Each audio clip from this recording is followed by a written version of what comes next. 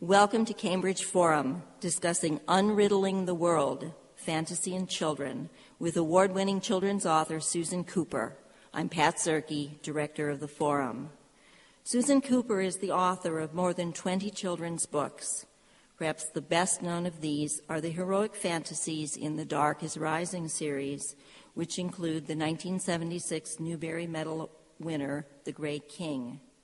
She has also received the Carnegie Honor Award twice, as well as the Boston Globe Hornbook Award for her children's books. Her most recent novel is Victory, the story of two teens linked across time. In addition to her children's fantasy, Susan has written in a number of other genres: plays, screenplays, and poetry.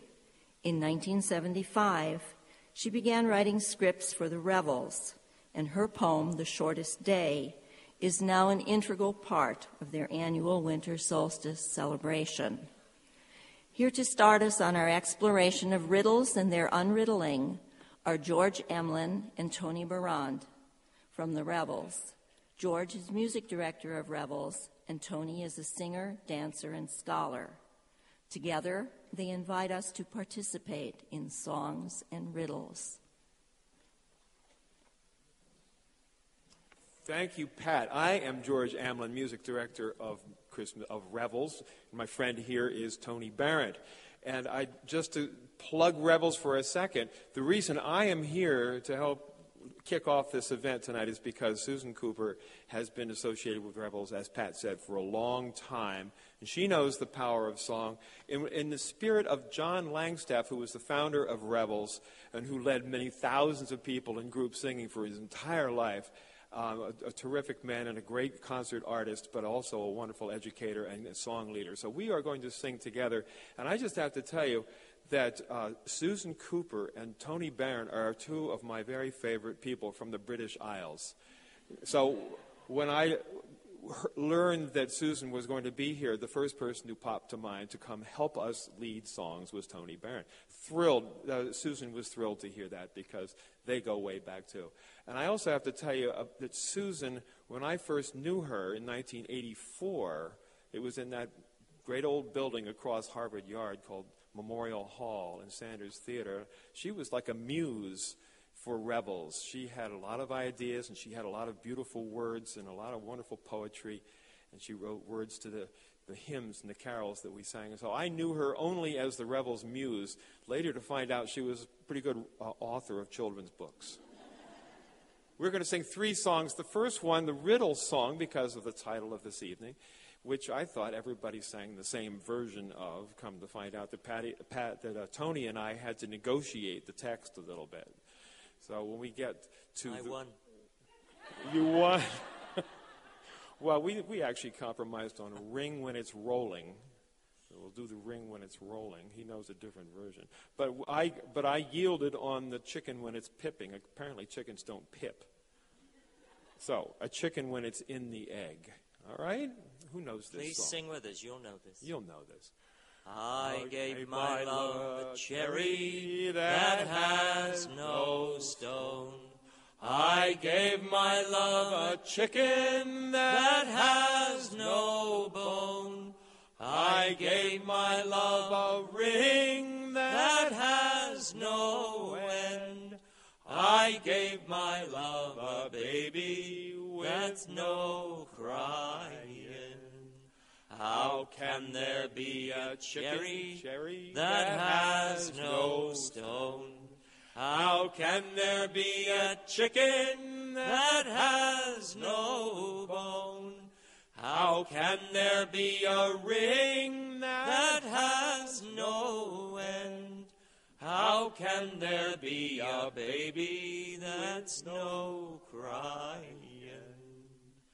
A cherry when it's blooming, it has no stone. A cherry when it's in the egg, it has no bone. A ring when it's rolling, it has no end. A baby when it's sleeping, there's no crying. Very nice. Good singing.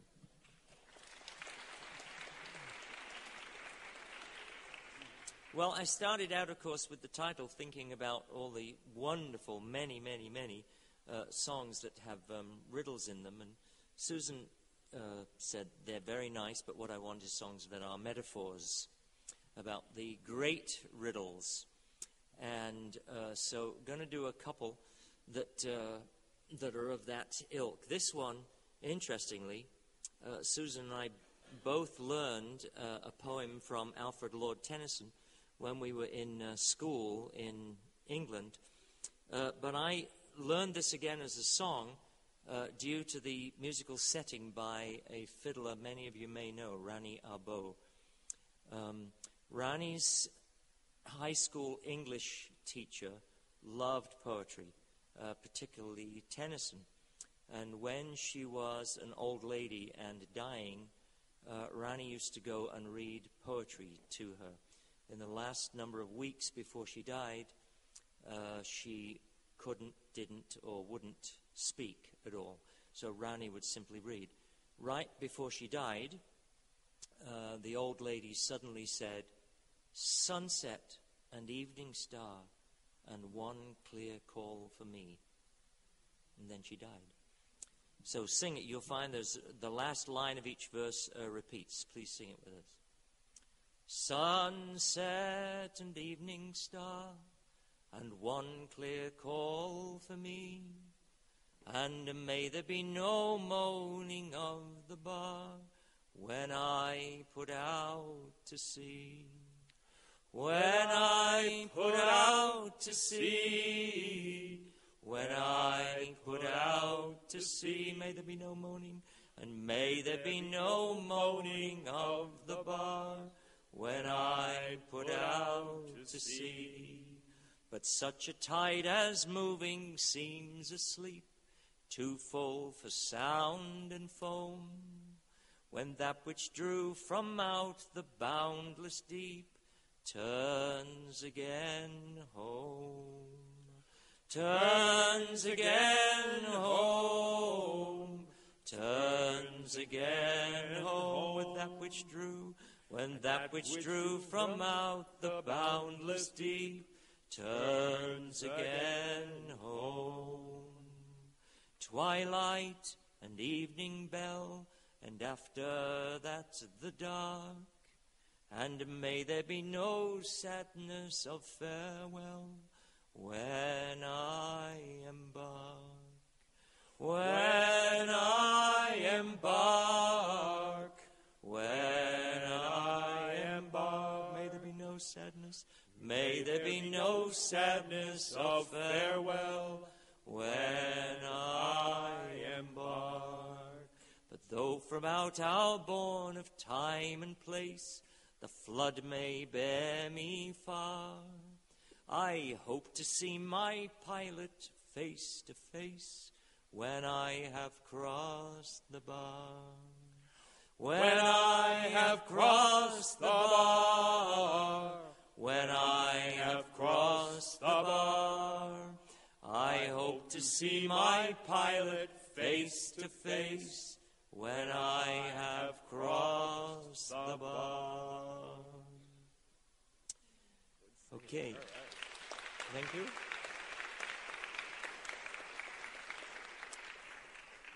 And one that many of you will know, there are many different versions of this song about John Barleycorn. A great riddle about how growth, life, rebirth happens.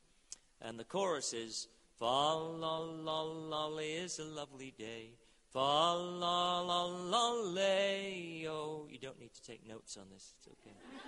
Fa-la-la-la is a lovely day, singing fa-la-la-la-lay. Try it with me. Fa-la-la-la is a lovely day. Fa-la-la-la-lay-oh. Fa-la-la-la is a lovely day, singing fa-la-la-la-lay. There were 3 men come out of the west, their fortunes for to try, and they ever made a solemn vow, John Barleycorn should die. John Barleycorn should die. Fa-la-la-la is a lovely day. Fa-la-la-la-lay-o. Fa-la-la-la is a lovely day, singing fa-la-la-la-lay-o.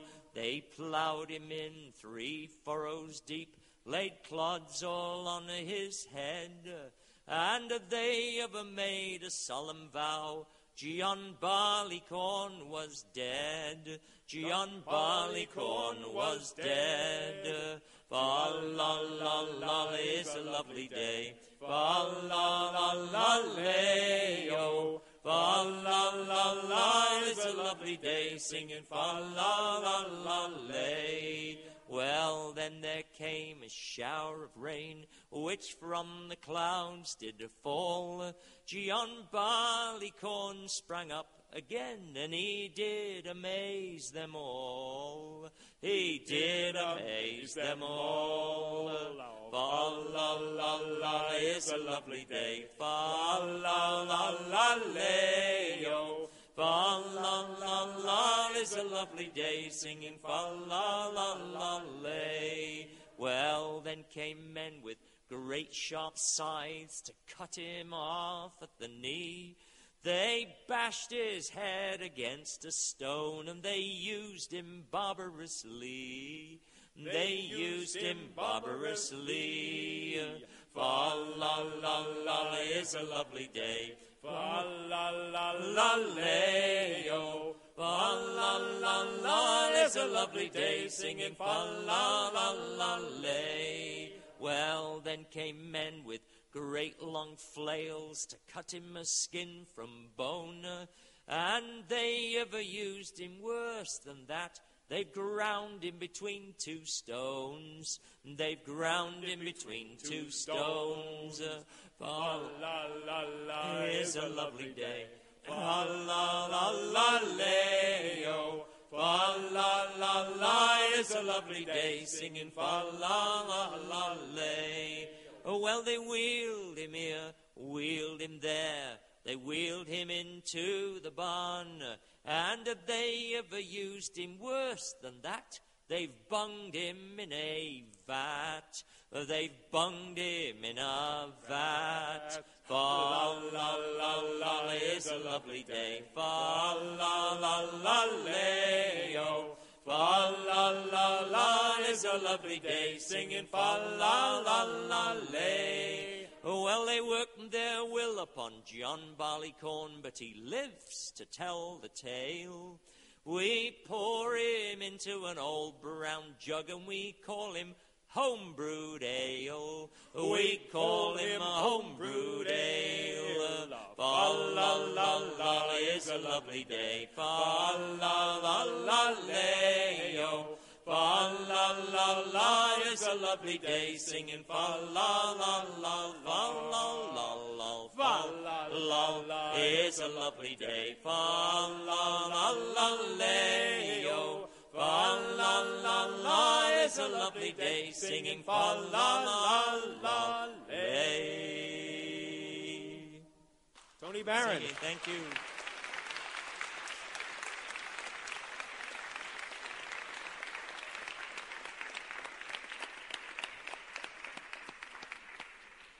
Thank you, George Emlin, and thank you, Tony Barron.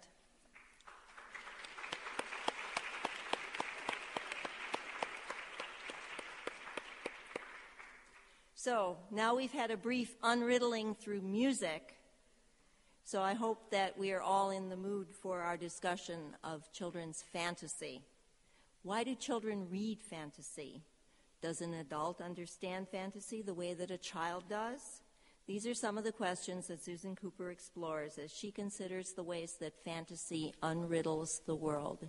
Welcome to Cambridge Forum, Susan Cooper.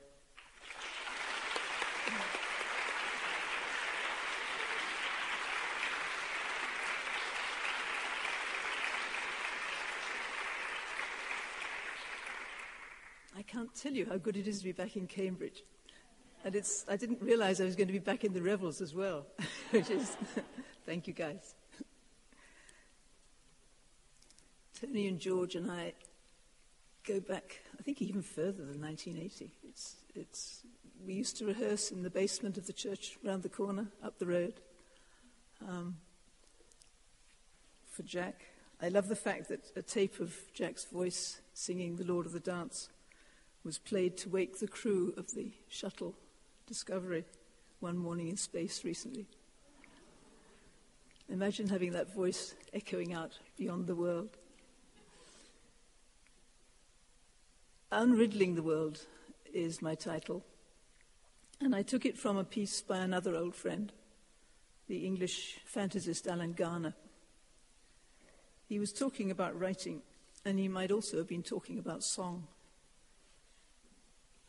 The function of the storyteller, he said, is to relate the truth in a manner that is simple, for it is rarely possible to declare the truth as it is, because the universe presents itself as a mystery. We have to find parables. We have to tell stories to unriddle the world. What we feel most deeply, we cannot say in words. At such levels, only images connect. Images, the blossoming cherry, the rolling ring, John Barleycorn, the Lord of the Dance. An image is a metaphor, and metaphor, which is why I bugged Tony, is the language of myth and fantasy, poetry and song. It's my natural language, I think. And nearly every time I sit down to write a piece of fiction, it turns into fantasy by the time I get to the end of page 3. Long ago, when I was a young newspaper reporter living in a London attic, an English publishing house offered a prize of £1,000 for what they called a family adventure story.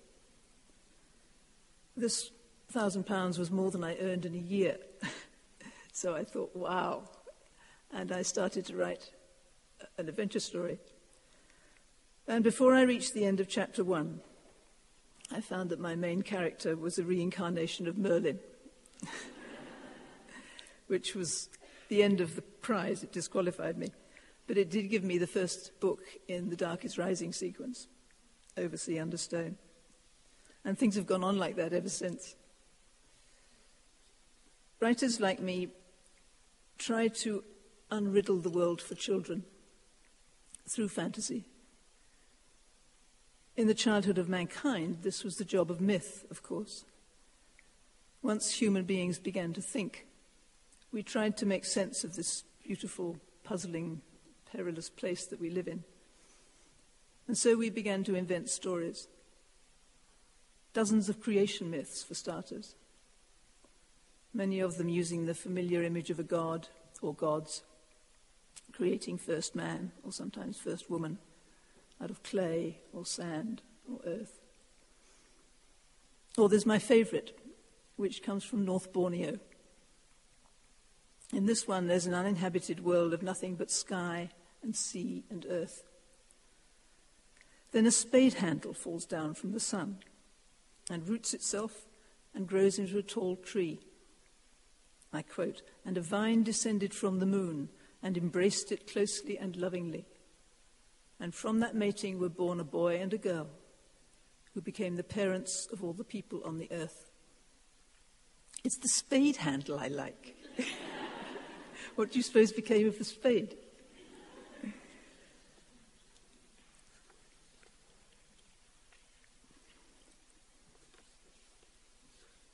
Spade handle is getting in my way. In all the cultures of the earth, the myths developed to deal with the 5 great mysteries that we still try to understand today: life, death, time, good, and evil. The myths are the archetypal stories, the basis for everything that's come after them. You learned about them in grade school, that great splendid stew of Greek and Roman, Norse and Celtic, Apollo and Zeus and Venus and Mars and Thor and Loki and all the rest of them. And you were taught probably to use the word mythical to mean unreal. But though myth, like its grandchild fantasy, may not be real, it is true. Today's educated adult doesn't give a great deal of thought to the myths. He or she may have religious beliefs, depending on faith rather than on reason. But in general, he prefers fact to metaphor. The last 200 years have seen such an explosion of discovery and knowledge that we've come to feel science and technology will solve all the riddles in the end. We're far more confident than our primitive ancestor was, staring nervously out at the darkness beyond the fire. But confidence isn't an answer to everything. I have a favorite story which anybody in this audience who knows me has probably heard before, so bear with me. Don't kill my punchline. It's a metaphor. It consists of a sequence of radio signals sent from and received by an American naval vessel off the coast of Newfoundland in 1995. The ship, which is large, picks up an image on its radar, and its captain sends out a signal. Please divert your course 15 degrees to the north to avoid a collision.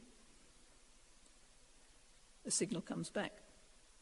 Recommend you divert your course 15 degrees to the south to avoid a collision. This wasn't what the Navy captain was expecting. He's not accustomed to having other vessels tell him what to do. He signals, "This is the captain of a US Navy ship. I say again, divert your course." And the signal comes back, "No." I say again, "You divert your course." So with steam coming out of his head, the captain of the ship signals, "This is the aircraft carrier USS Missouri. We are a large warship of the United States Navy. Divert your course now." And the signal comes back, "This is a lighthouse. Your call."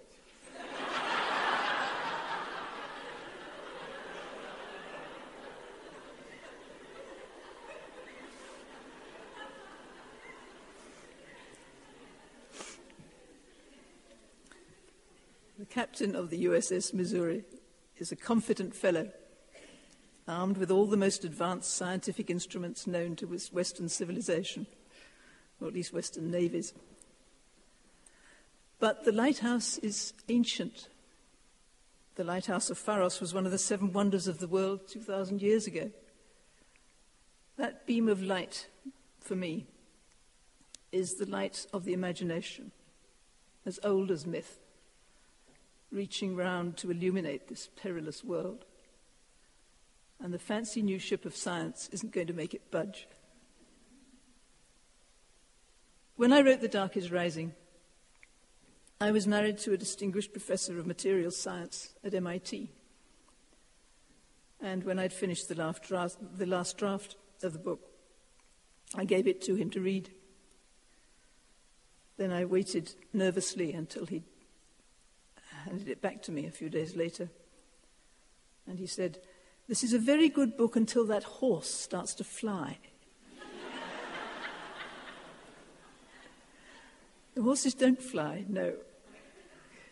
A flying horse is a metaphor for something else. And so is a rabbit hole, or a door in the back of a wardrobe, or a dark tower in Mordor. If you ask yourself rational, straightforward questions about a story or an image, you can find yourself facing a blank wall, like the confident commander of USS Missouri faced with that lighthouse. You have to be irrational, indirect, in order to help young readers cope with this eternally puzzling world. Because facts are not going to solve the riddles for them. You're all they've got. The past 2 centuries during which we've enjoyed this amazing advance in scientific knowledge also saw the beginning of the piece of human life known to us as childhood.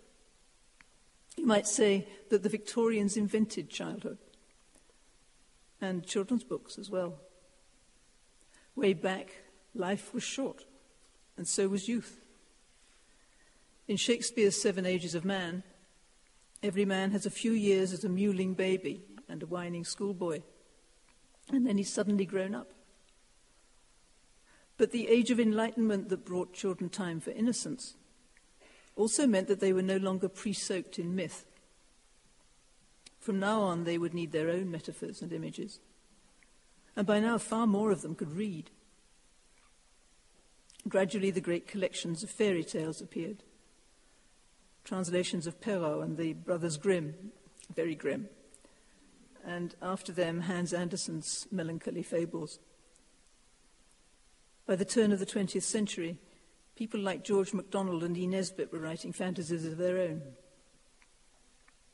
By the 1930s, an Oxford University lecturer named C.S. Lewis, soaked in Renaissance literature, was chatting one day with a professor named J.R.R. Tolkien, who was obsessed with Icelandic myth. And Lewis reportedly said to Tolkien, "Tollers, there is too little of what we really like in stories today. I'm afraid we shall have to write some ourselves." So over the next 20 years they did, tapping into and strengthening a new literary phenomenon. Children's books as we know them are really comparatively young. It was only after World War II that publishers on both sides of the Atlantic started creating separate children's lists. 20 years after that, the first real wave of literary fantasy began, though it was slow at first. When I sent my editor the manuscript of The Dark is Rising in 1972, fantasy was still unusual enough that my letter to her began, "Dear Margaret, I'm afraid this is a very peculiar book."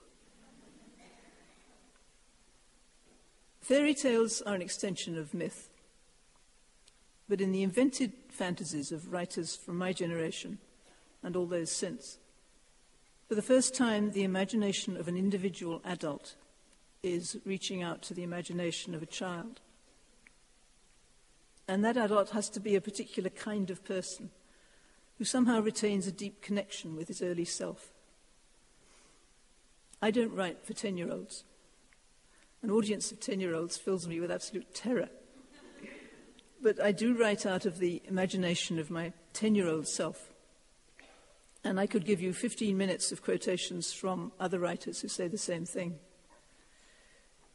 We don't do it on purpose. I don't think we quite know how we do it. But somehow that imaginative connection is there. Sometimes you wonder whether the connection may be with an even earlier self.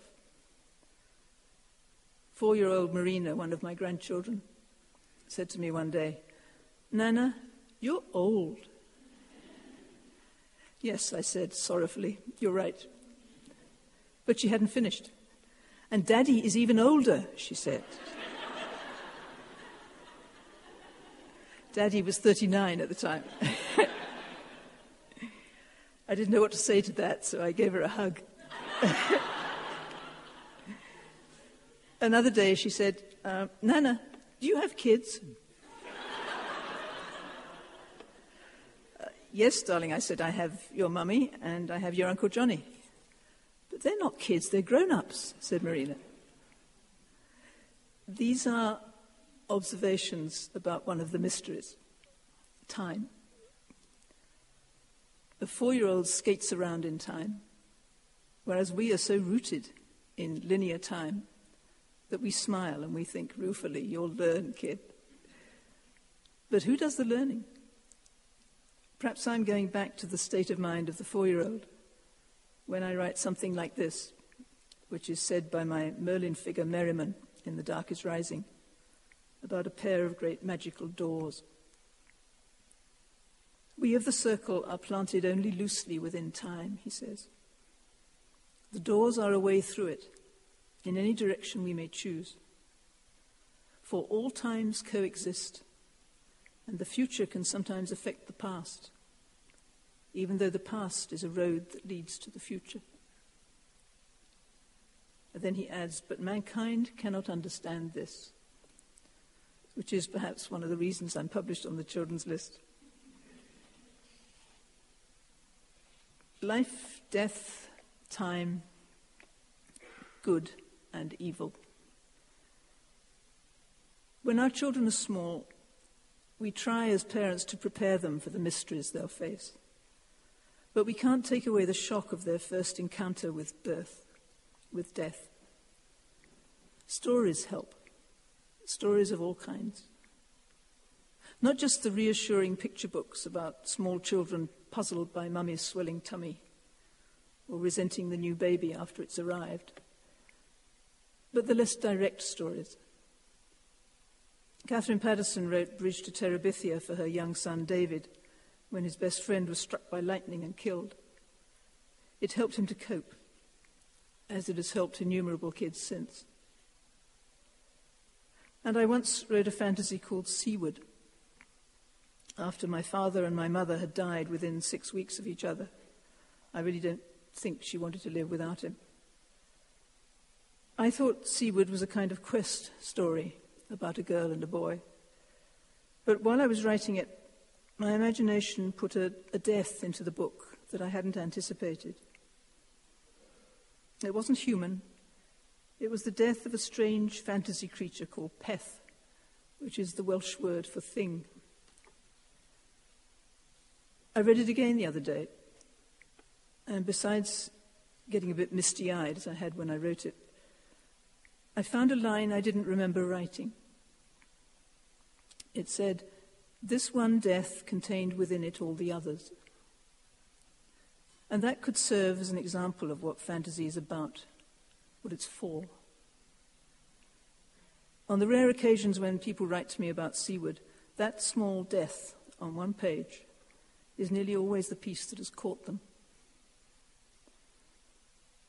All children will observe death sooner or later.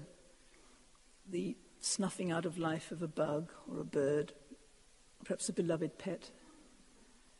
If they're unlucky, it's a grandparent. Or much worse, someone younger.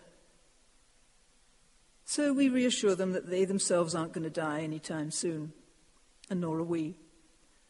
And perhaps we tell them a story, or read them a book like Bridge to Terabithia. And because death is not an everyday experience, that's enough. They set the riddle aside, just as we have to survive. But the riddles of good and evil, if we examine those with our children, we avoid philosophical matters and stick to human behavior. It's good to share those cookies with your brother. It's bad to poke your sister with that stick. We're specific. The sense of polarity is there, but we don't get into the abstracts. Fantasy does, though. This is where it comes into its own.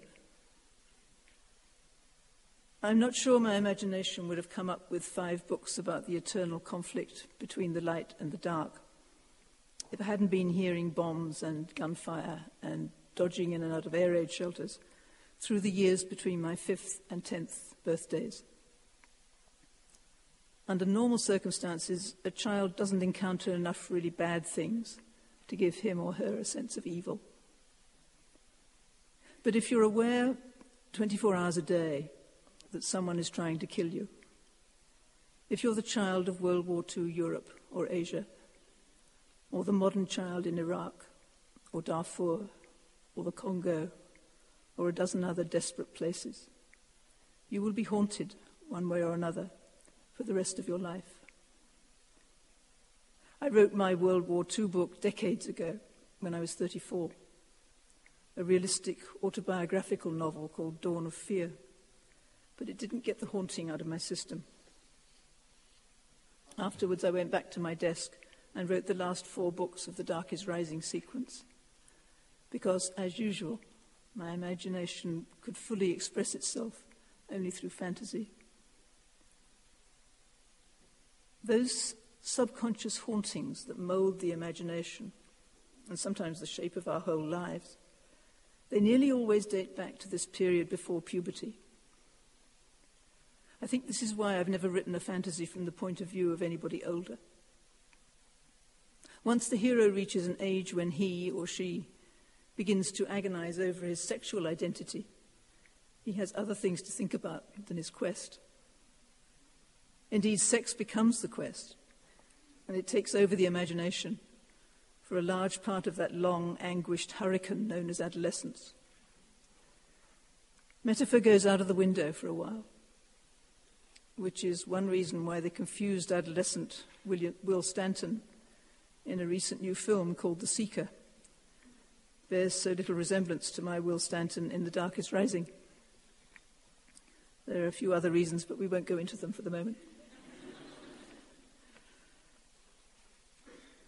I'm talking about the age of the central character of a book, not of its reader. The riddle of good and evil is at the heart of nearly all the fantasy novels read by children, not only in this middle range, but on into adolescence. We aren't thinking about sex all the time, even when we're 16. And this, above all, is a time when story is valuable, to stretch the muscles of the imagination. It teaches without intending to. God forbid it should be consciously didactic. A lot of the Victorians wrote perfectly terrible didactic books that must have bored children rigid. But inevitably, in writing fantasy, we show good, we show evil, we show the powers of each of them. And I suppose we show how to choose.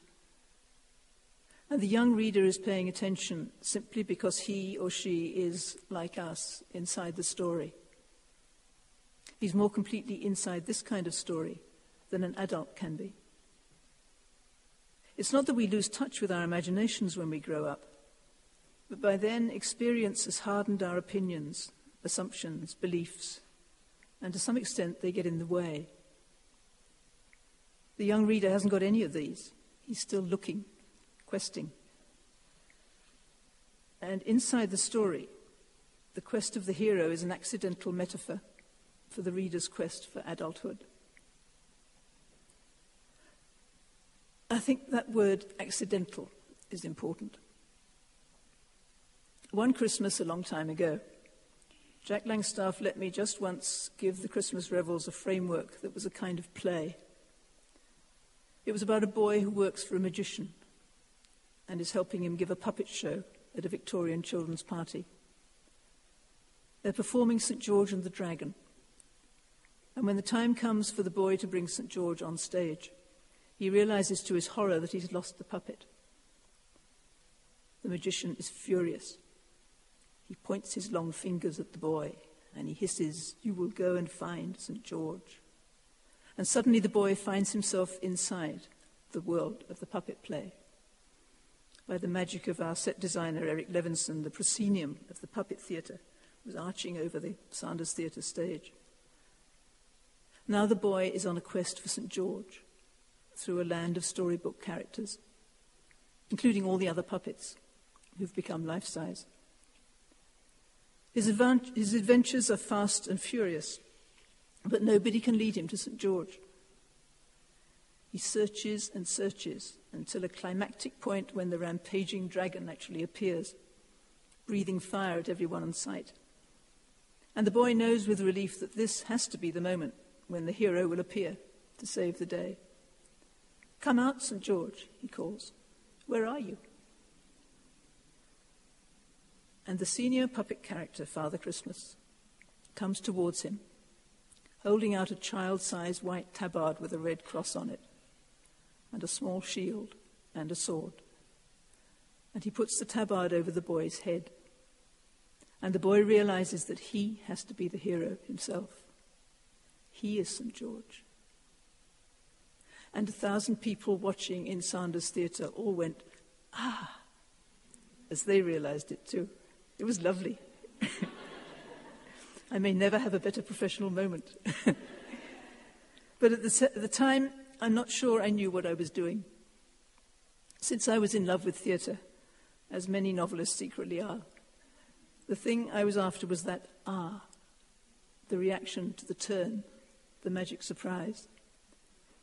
It was only about 15 years later, when I rewrote the Revel script as a book called The Magician's Boy, that I realized this was an emblem of the basic metaphor of fantasy. The hero, like the reader, was on a quest for growing up.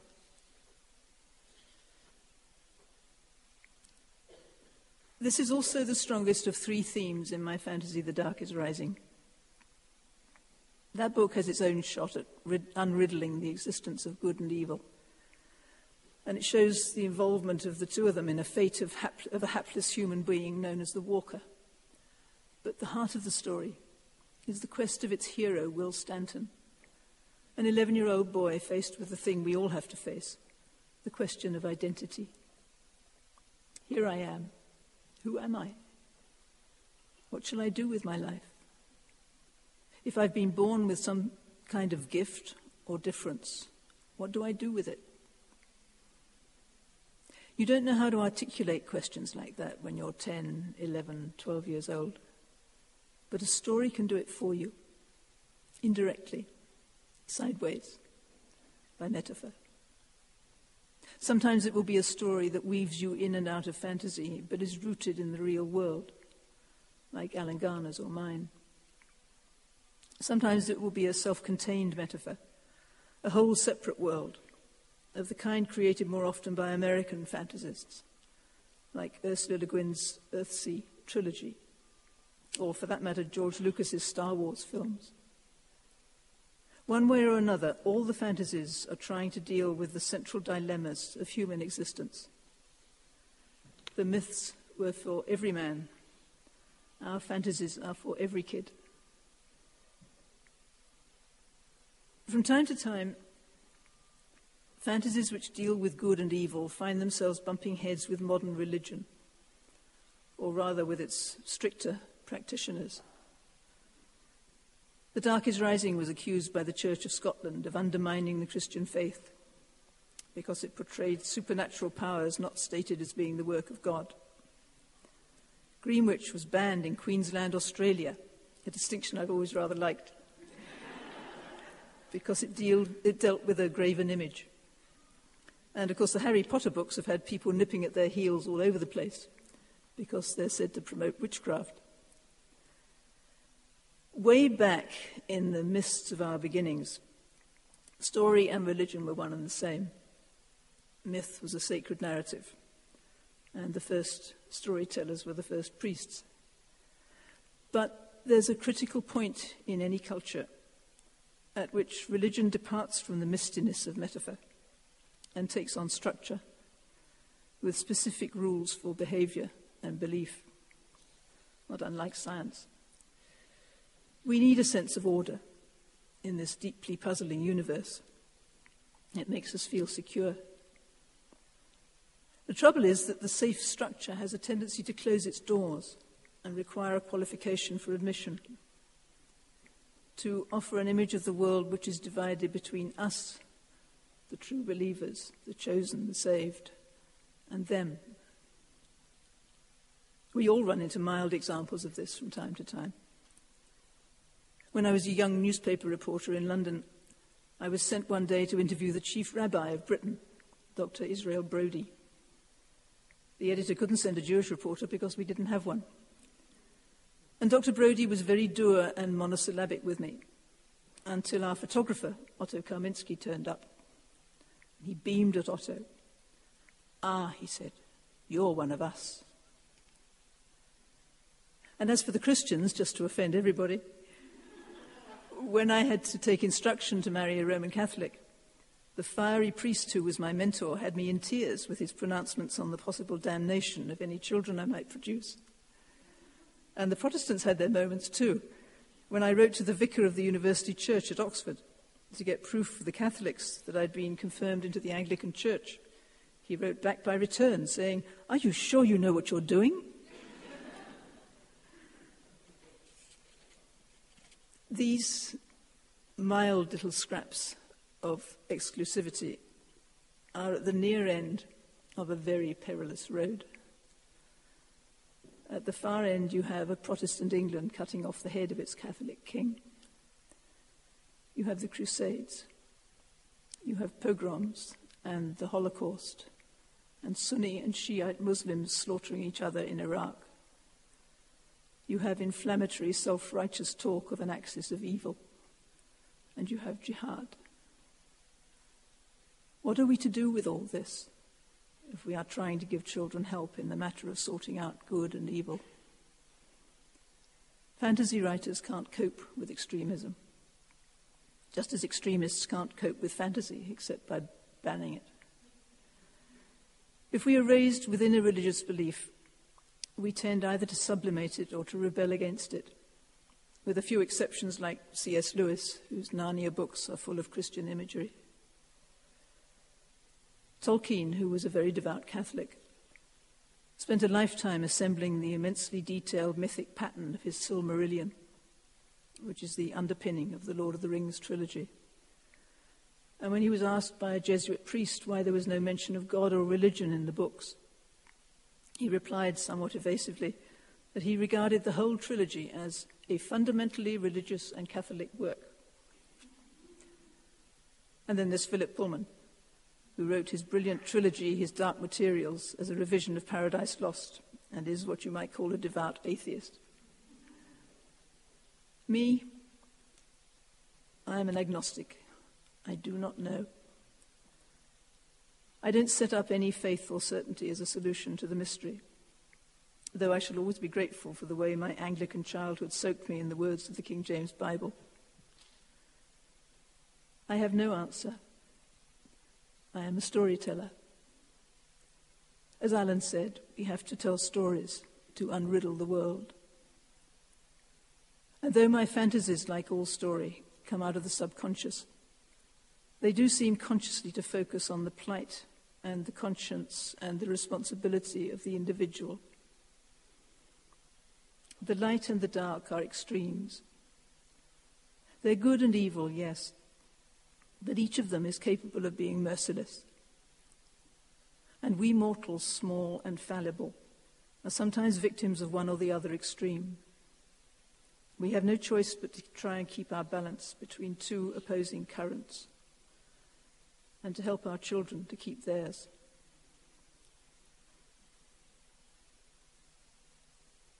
All writers published for children get letters from the children, and I've had a wonderful range of them over the last 35 years. If I ever get too full of myself, I think back to a tactless teacher in England who sent me 25 letters from boys in his class, every single one complaining that The Dark is Rising was a long, boring, difficult book. They had been forced to read it. I'd much rather read a horror book like Slither, said one. I like sports books, said another. Fantasy is not for everyone.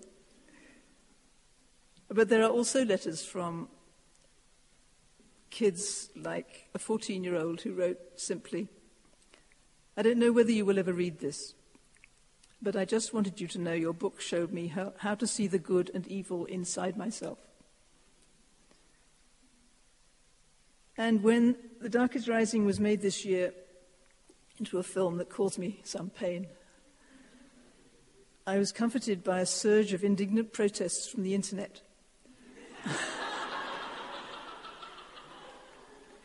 Mostly from adults. They seemed to come from people who knew the 5 books in sequence better than I do myself, using phrases like horrible mangled mess. And what were they thinking? One woman wrote that her 26-year-old daughter, a comic book artist, was designing herself a T-shirt that read, My Will Stanton is 11 years old.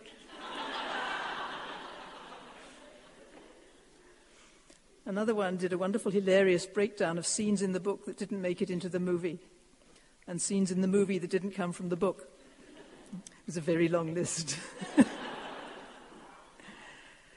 But uniformly, they all got what the book was about, and felt, to put it mildly, that the film didn't. One last quote. In reducing her narrative to a simplistic good versus evil dialectic, the film contradicts the very spirit of Cooper's original books. This was, lest we forget, the series that blindsided its young readers by having a white rider appear, only to turn out to be just as villainous as the black rider, extremism of beliefs in Cooper's equation being the true cause of evil.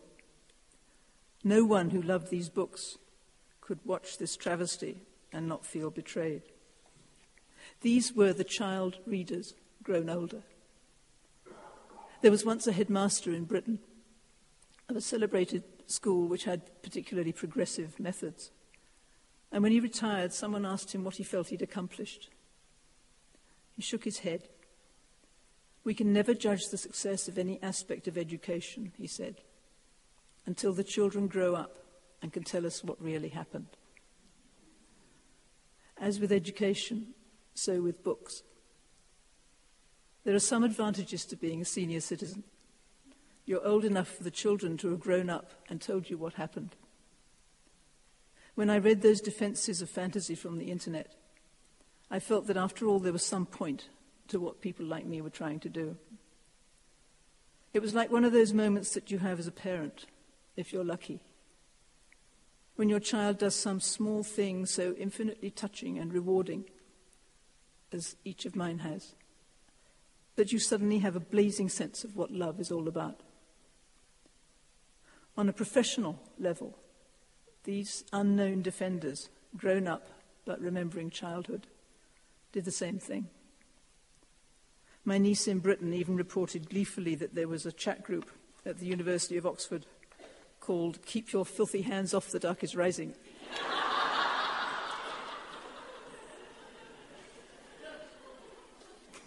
I like that one.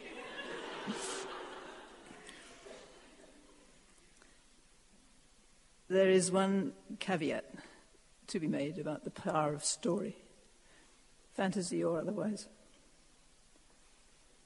5 years ago, through the good offices of Caras Publishing and Cricket Books, a group of writers contributed to a book whose title explains itself.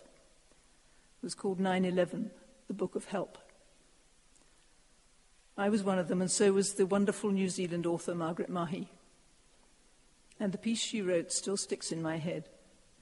It was called Colliding Stories. Margaret wrote about being glued to her television set on the 11th of September 2001, as so many people were all over the world, watching those indelible images of the planes hitting the World Trade Center and then the two towers falling down.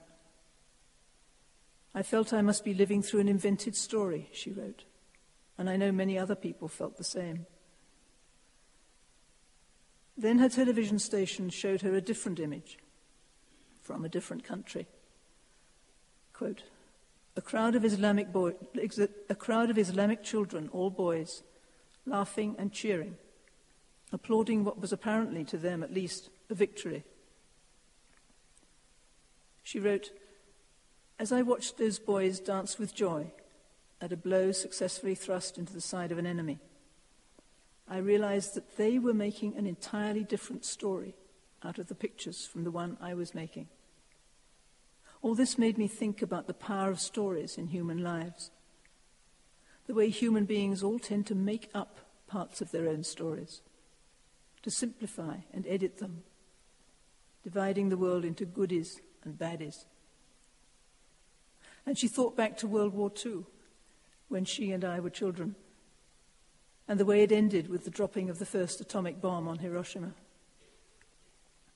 To us then, that was the story of a victory, and we were delighted by VJ Day, just as those little Islamic boys had been delighted by 9/11.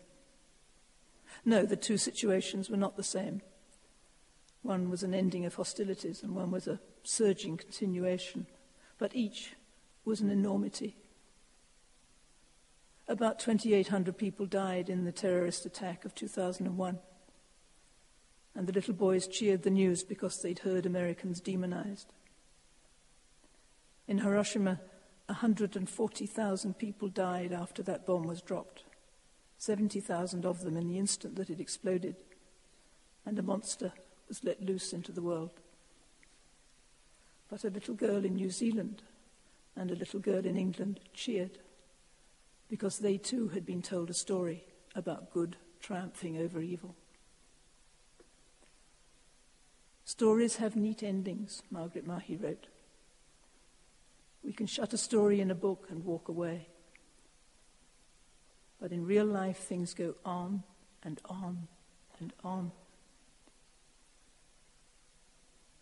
as indeed a war does once it has been begun, particularly if it was founded only on a story. Margaret said, "We must never allow the difficult truths of real life to be replaced by the simpler truths of the story." Literary fantasy tries to deal with the difficult truths. It's a matter again of showing that life is not a simple matter of us and them. I'm going to end by quoting you something from the end of the fifth and last book of my Dark is Rising sequence. The Merlin figure Merriman is speaking to the children who've been a valiant part of the long battle against the dark, which they and the light have in this story won.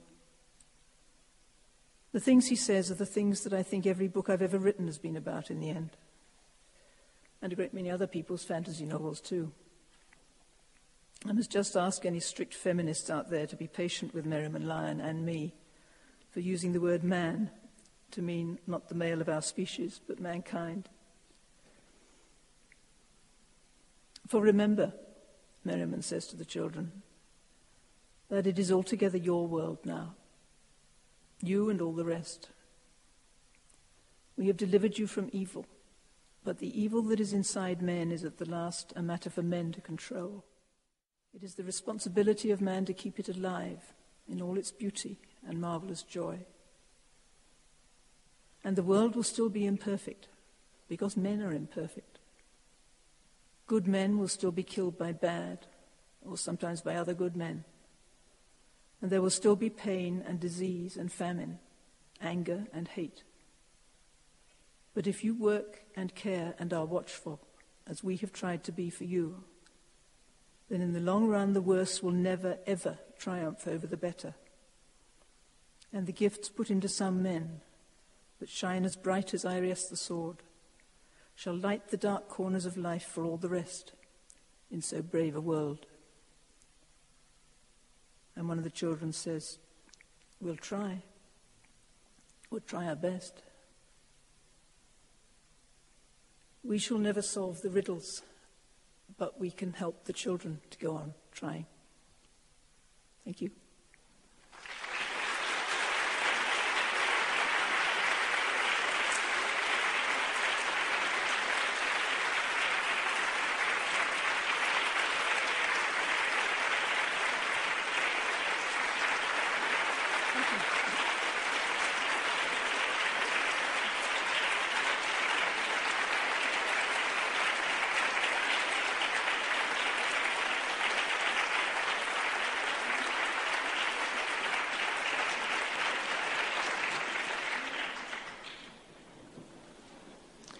You're joining us at Cambridge Forum listening to Susan Cooper discussing Unriddling the World. We're going to be taking questions from the audience, so I remind you to come forward and use the microphone here in the center aisle. And while you're getting yourselves ready and up and lining up at the microphone, I will ask the first question. And you've been warned, so you know what question I'm going to ask. You did say fantasy is for all of the children. Fantasy is and you outlined very clearly how fantasy deals with universal themes, big metaphors. But I wonder if you could talk a little bit about the specificity of the fantasy and the tradition that you write out of, and what impact does this very European, very British tradition have on your fans, the people who read your books? Do you see your books appealing to a wide range of people, of different racial and ethnic backgrounds, or? I think you have to write out of your own roots. Mine are Celtic, Anglo-Saxon, I suppose, Danish. The English are an awful lot of mongrels. I think that's it. You have to write out of your own roots. I would love to write. I've always been haunted by the Southwest, by New Mexico and Arizona and the Hopi and the Navajo and the Pueblo, but I couldn't possibly write about them because I have no right to. They're not my roots. And maybe fantasy appeals across ethnic, racial borders because it's not really, although it's rooted in myths, particular myths, it's universal. The issues are universal, aren't they? Mm-hmm. Is it a matter of knowing the tradition from the inside out to be able to draw on it? Or rather than looking at it from the outside and crafting something that looks like another tradition? Is that what makes you say, it's not mine, I don't have the right to? Yeah, I think so, because somebody would say, what does she know? This may be why I've never set a book in America yet. I have now become an American citizen, so perhaps I will. Okay. All right, let's take questions from the audience. Hi, I'm glad you mentioned Philip Pullman. I pass out his books and I say, this is the best thing since Susan Cooper. Thank you. I have two questions. You can choose one or both. First of all, he says, we don't need lists of rules. We need stories, silence, and time. Oh, that's lovely. Isn't it? And you touched on that a bit, but he's specifically saying we don't need rules. And it sounds like he's saying we don't need religion beyond the stories. And I wonder if you could be specific about that. And also, have you noticed that his subtle knife is sort of like your knife in C-Word? And I was wondering if he made any nods to you in private, because I looked in the book, he doesn't say anything in public that, I got this from reading C-Word, and I was just wondering if among writers he gave you a little elbow. Alan Garner once said it's impossible to come up with what you think is a new idea without finding that some bard in the 9th century wrote it already. The same goes for the knife, I expect.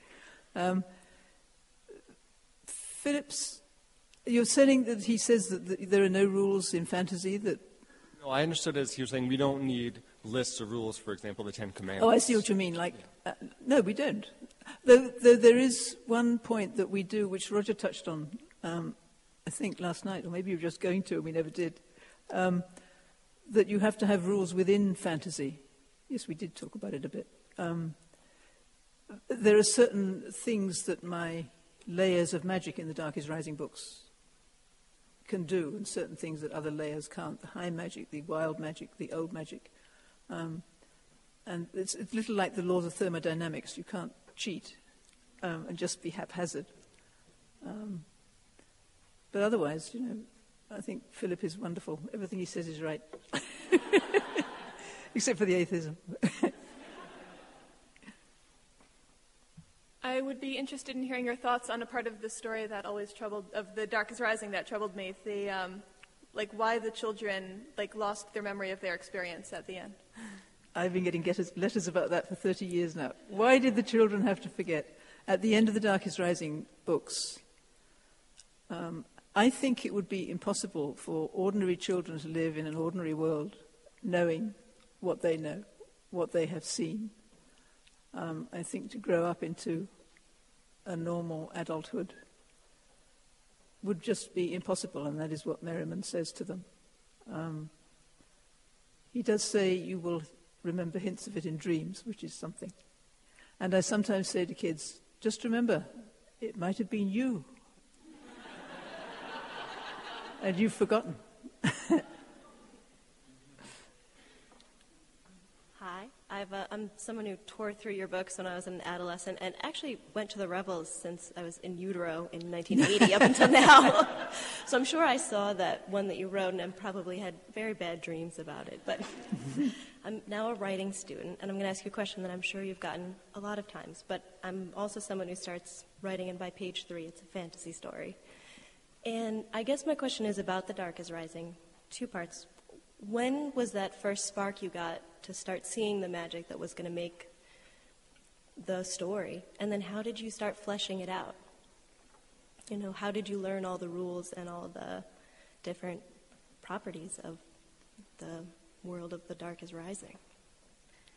I always say that writing a book is like knowing where you start and knowing where you're going, and not quite knowing what's going to happen on the way. And you discover things on the way and you work things out on the way. And the way I write, which is in an exercise book I'm writing on the right-hand side and I'm talking to myself on the left-hand page. In all the manuscript books of the Dark is Rising books, you can see me figuring out what the rules are, almost, as I go along, and then having to refer back earlier or talking to myself and saying, "Are you sure that's right? Does that fit?" Does that answer your question? I think so. The only other part, sort of the first time that you got to meet these characters and you sort of got an idea of what the books were going to be like. What was that like for you? The first time you realized that he was a reincarnation of Merlin. The character of Merriman is called Merriman, and it was only... I don't think I really thought of him as Merlin when I was writing Oversea Under Stone until I got to the end of the book. And there is a page where the youngest child, Barney, the other children are saying to him, "Do you think we'll ever see him again? Or do you think we will ever know the secret of the Grail, which has gone to the bottom of the sea?" And Barney says, "Merry, great Uncle Merry, Merry, Merriman Lion, Merlin." And at just about the same time, I thought to myself, of course. Stuff goes on back here, and then it comes in here. Thank you. The question I was originally going to ask was asked by the lady two ahead of me in line.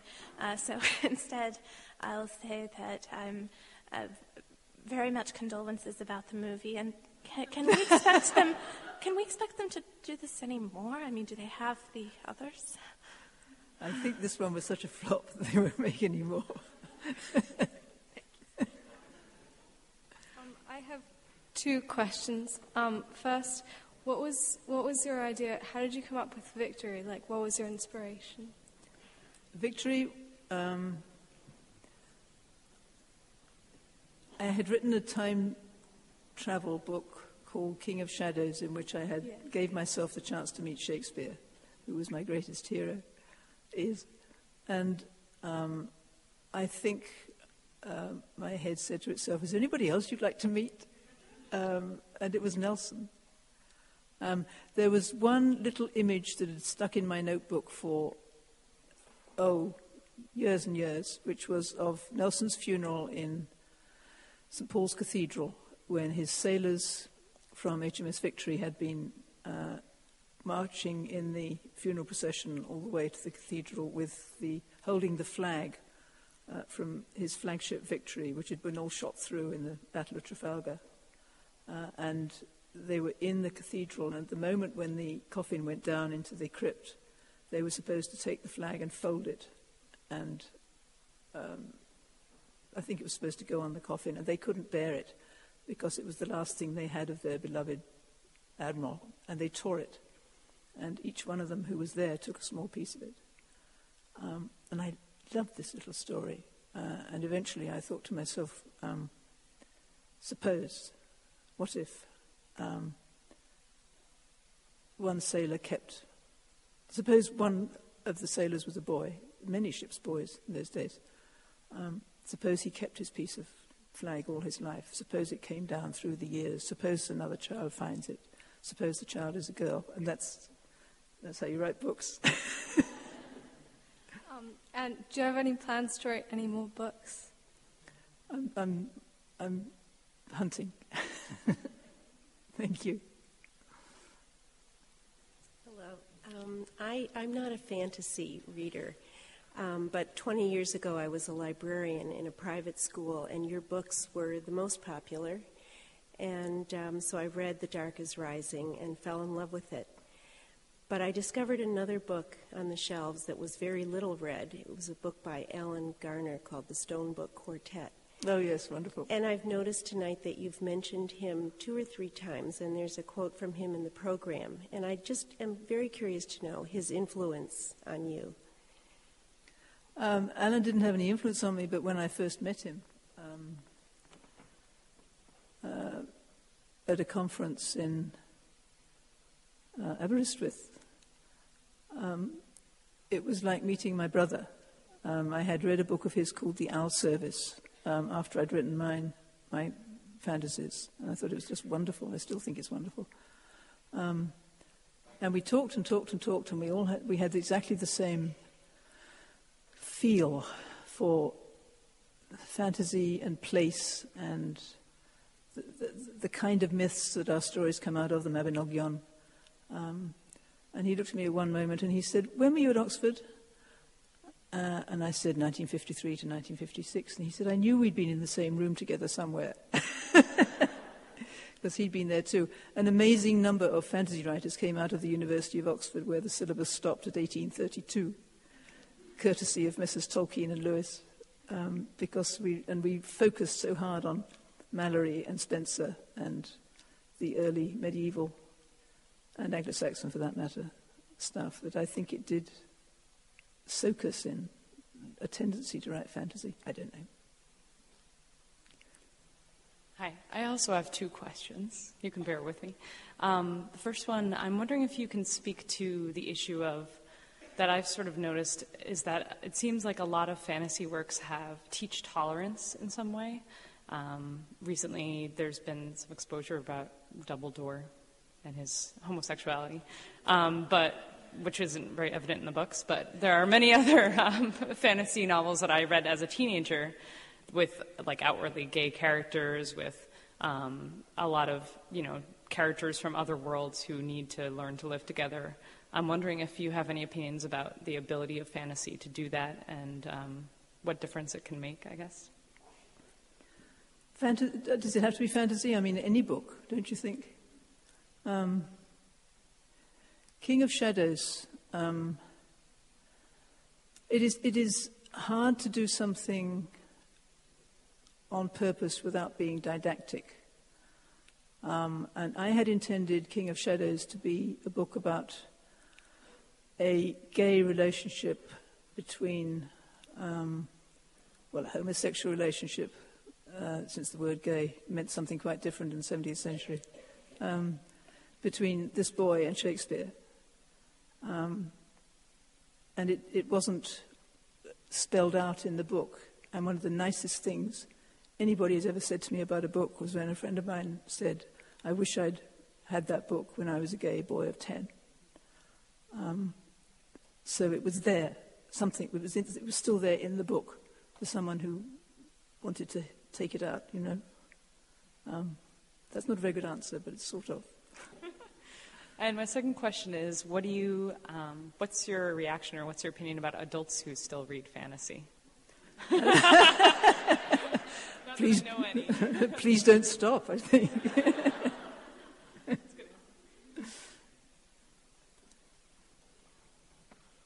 My question is regarding, you're mostly a prose writer, but I've found that you've also written in a variety of other formats as children's picture books, as a playwright, as a screenwriter. My question is, what's your opinion of the use of images such as illustrations, words combined with pictures or actors versus leaving it up to the reader's imagination, particularly with children's media? You mean, are pictures a good thing? Yeah. Would you prefer to use like a picture book or write for a movie? Or what do you think as using that? Do you believe in more leaving it up to the reader's imagination? If it's a novel, novels that used to be illustrated are no longer illustrated. I think publishers, editors have decided that it's better to leave it to the kid's imagination. And there was a line that I haven't got with me that I don't know if it's a boy or a girl from the Haggerty School said the other day. It was something like, when I read your book, it put pictures into my head, but the movie took over my head and put its own pictures into it. and it was sort of resentful. Okay, thank you. That seems to answer my question. Hi. As someone who's attempting to write fantasy for the first time myself, I'm curious about your research process. Do you do a lot of prep work going into writing, or do you kind of have at and then go back and kind of work things through in the editing process? No, it's huge beforehand. The Shakespeare book I read for about a year to try and get things right. The same with the book that had Nelson in it. Obviously, I had to go back, and for Victory, I had to go to Chatham Dockyard to find a rope walk. I had to go to on board HMS Victory twice, so that's bouncing to and fro across the Atlantic. Because if you don't get things right, the people you're writing for are going to tell you in short order. Thank you. Hi. I just wanted to tell you that as a 14-year-old growing up in Hawaii, I read your Hornbook article on the Rebels and never dreamed that I would be living in Cambridge and would get to go to the Rebels, and it was very exciting when I finally did. I think I saw your Victoria. Oh my goodness, version. that's a long time ago. Loved yeah. it. And I just wanted to ask you about your particular mythology that you grew up with, from Celtic to Nelson to Welsh mythology, which is also Celtic too. The very British mythology of just being British. How you characterize. What characteristics that has that you think have informed your work? What virtues and vices and oh my, that's mysteries. like saying, tell me about your mum and dad,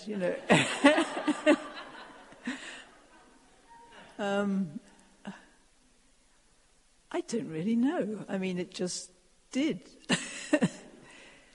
England is so small and so layered, and people have been living in it for such a long time, with one invasion after another, and this huge ethnic mix, that you have this sense of time and history. And I mean, the example I use is that I lived in Buckinghamshire. I could see Windsor Castle, which is 1,200 years old, outside from my bedroom window. There was an Iron Age fort, which just was a sort of mound that we walked past on the way to school. A farmer had dug up a Roman mosaic pavement in one of the farms. It gives you a sense that everything that has ever happened is still happening. Yes, like Puckapook's Hill. Yes, just like Puckapook's Hill. Oh, right. thank you. I think that was a beautiful answer. Thank you so much for your books. Hello. First off, having been one of the 26-year-olds on the internet angrily defending The Dark is Rising, none of us blame you. We're all on your side. Oh, good. And perhaps you could compare notes with Ursula Le Guin about having your work butchered for the screen. And Natalie Babbitt, yeah. The question I wanted to ask is, when I look back onto beloved books from my childhood that are still on my shelves and falling to pieces because I've broken all the bindings from reading them so often, it turns out that most of the ones I've kept have been fantasy books. A Wrinkle in Time, The Dark is Rising, the Diana Wynne Jones books. Mm-hmm. And very little of it from the fantastic bent, the fantastic literature has been science fiction. I find that the children's science fiction books are forgettable and easily thrown away and sort of, they don't last. Why do you think there's the distinction between these enduring fantasy books, well, at least in my mind, and things like, Heinlein Juvenalia or something like that? I don't know. I've never read much children's science fiction.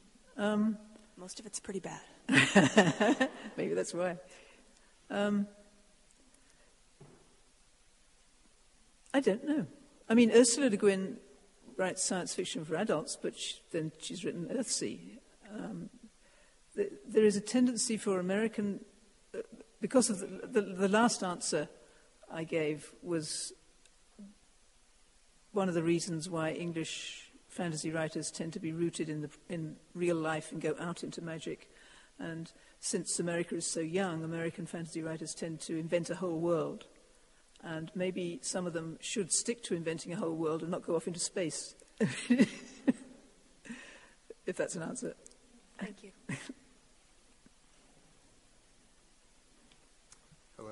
I'm wondering if you can address the role and the presence of sadness in the conclusion, inevitably in the conclusion of some of the great works of fantasy that I've personally read. I've always seen it as a function of maturation, of the growing up that has to occur as part of the story. And in Tolkien's stories, it's the world itself that grows up, carrying us along with it from the elder ages to the mortal age. And I feel that your story has, The Darkest Rising, has a great deal of that as well. Harry Potter being a notable exception, I believe, at the end of that series. But as an author, as a secondary creator, I suppose, is that a conscious manifestation that you place in your stories? Is it something that surprises you when it happens? Do you see it as a necessary function of fantasy or a particular kind of fantasy? I think it's just the truth about the world and about human life. So it's the difference between the way my face looked when I'm 10 and the way it looks now. You know, it's... you can't write happy little stories because life is not a happy little story. But there are lots of wonderful things in it. Yeah, it's not a very good answer, but it's... Well, like Stories of Cells, I think it has a little everything in it itself. Yeah. It's beautiful. Thank you. Thank you.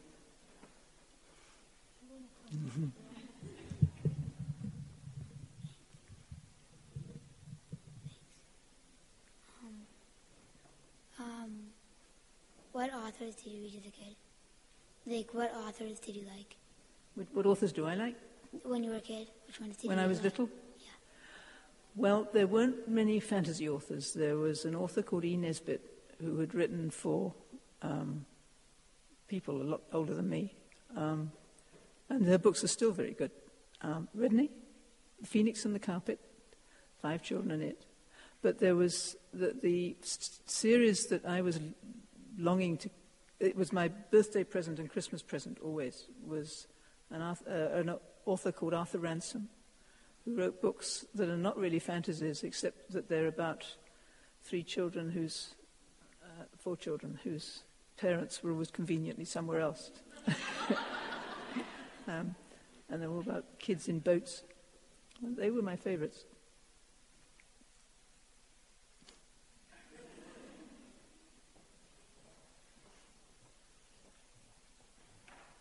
You can bend down.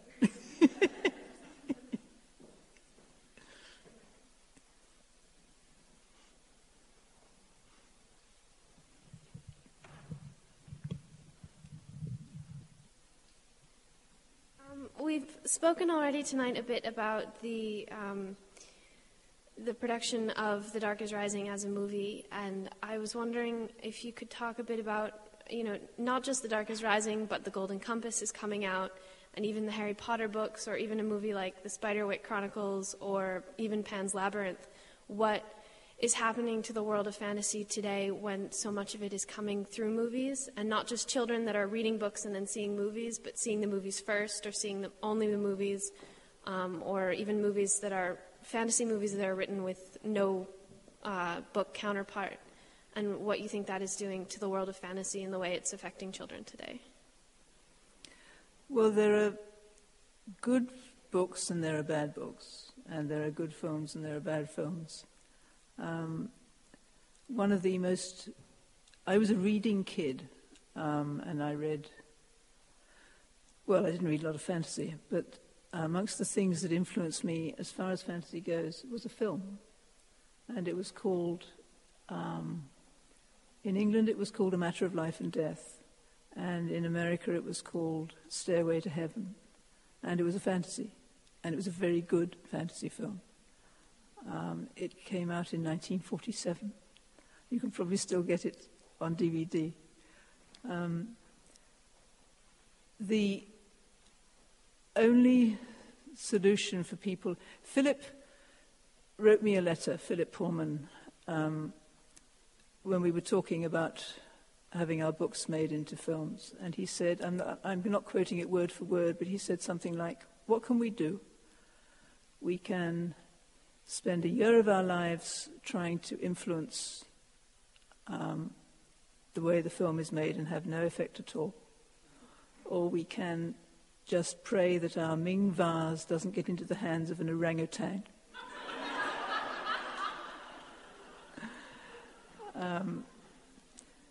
And that's about it. Either you can't stop somebody making a bad original fantasy film, nor can you, once you have sold the rights to your film, have any...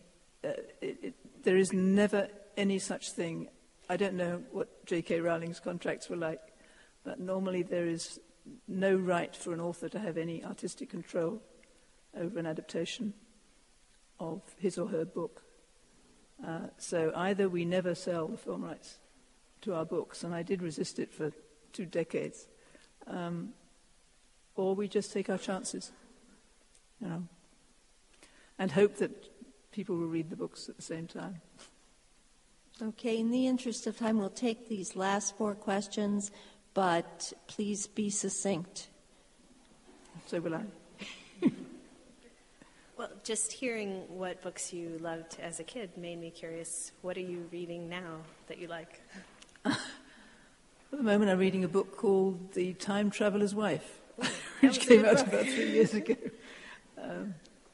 I read everything, like most people in this room, I suspect.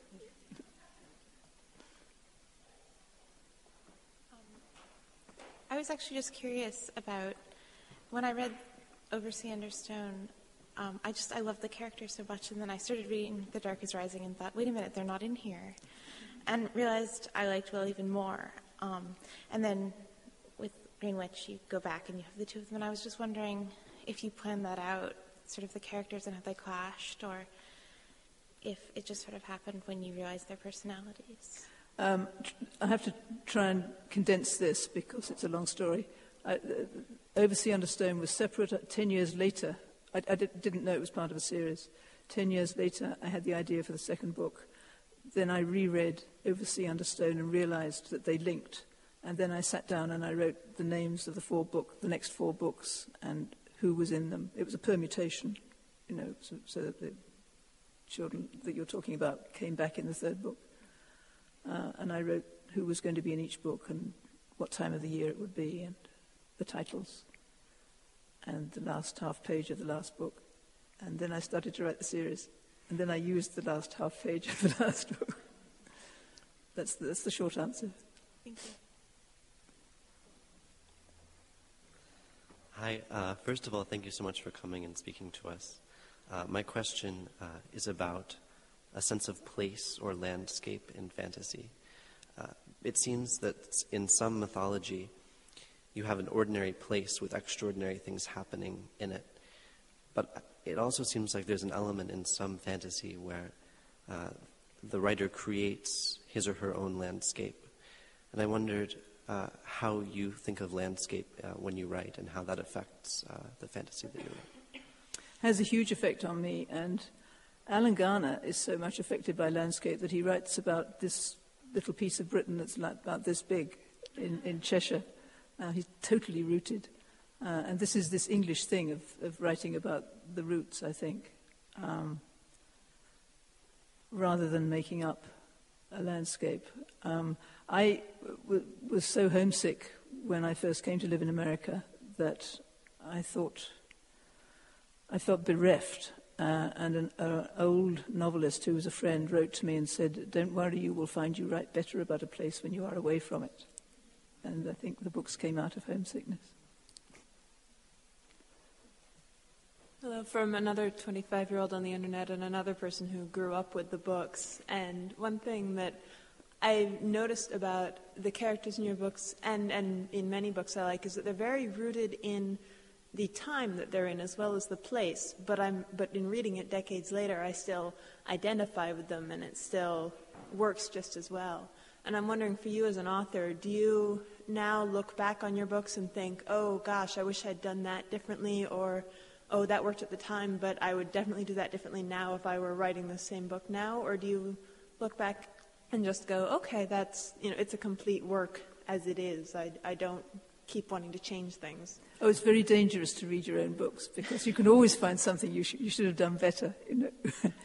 But I don't think Oversea Under Stone, the kids sound to me a bit as if they're very dated, but not so much in the other books. So if one can avoid sounding too contemporary, it's probably a good thing because you will go on not so. Thank you. Thanks. Well, you've taken us. I want to ask one very big last question that you can answer very, very briefly. You dealt with huge universal themes, and you told very precise stories. Is metaphor the bridge between those two? Oh, yes. I mean, it's the way of saying big things in a small frame. Thank you. Thank you, Susan Cooper.